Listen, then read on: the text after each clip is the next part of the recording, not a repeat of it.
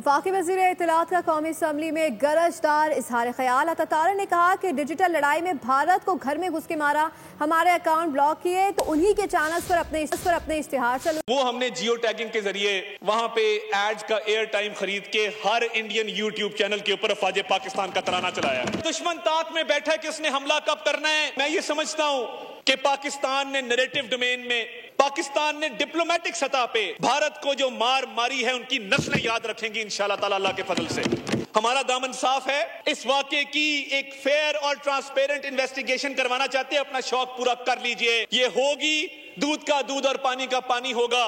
सिखों का अमेरिका के अंदर कत्ल कौन करवाता है? ये भारतीय रियासत है जो दहशतगर्द है, पाकिस्तान नहीं है। अगर इस बंद गली में जाते जाते पुजारियत का फैसला किया तो जवाब तो ऐसा आएगा, माएं अपने बच्चों को डराएंगी कि बेटा पाकिस्तान से पंगा ना लेना, रात को कहेंगी सो जाओ पाकिस्तान आ जाएगा।